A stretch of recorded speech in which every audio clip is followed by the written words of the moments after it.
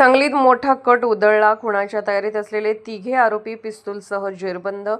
सांगली जिल्हा पोलिसांनी मोठी कारवाई करत एका महत्त्वाच्या व्यक्तीच्या खुनाचा कट उधळून लावला आहे.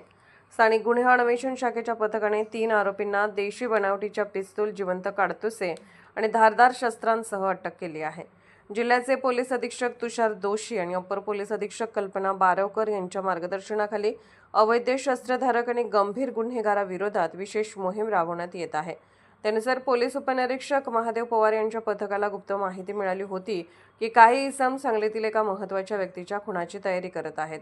मिळालेल्या माहितीनुसार पोलिसांनी पाटणे प्लॉट ते अंकली काळीवाट परिसरात सापळा रचला. यावेळी पांढऱ्या रंगाच्या मारुती 800 कारमधून आलेल्या तिघांना ताब्यात घेण्यात आले. तपासादरम्यान आरोपीकडून 2 देशी बनावटीचे पिस्तूल, 4 जिवंत काडतुसे आणि 1 चाकू जप्त करण्यात आला. चौकशीत आरोपींनी संजय भोकरे यांच्या खुनाचा कट रचल्याची कबुली दिली. जमिनीच्या वादातून हा कट आखण्यात आल्याची माहिती समोर आली आहे. आरोपींनी उत्तर प्रदेशातील सोनभद्र येथून पिस्तूल खरेदी केल्याचेही निष्पन्न झाले. या प्रकरणी सांगली शहर पोलीस ठाण्यात गुन्हा दाखल करण्यात आला असून आरोपींना न्यायालयात हजर करण्यात आले आहे. न्यायालयाने त्यांना 11 मे 2026 पर्यंत पोलीस कोठडी सुनावली आहे.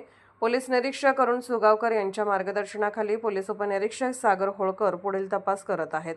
जिल्ह्यात अवैध शस्त्रधारक आणि गंभीर गुन्हेगाराविरोधातील मोहीम पुढेही सुरू राहणार असल्याचे पोलिसांनी स्पष्ट केले आहे.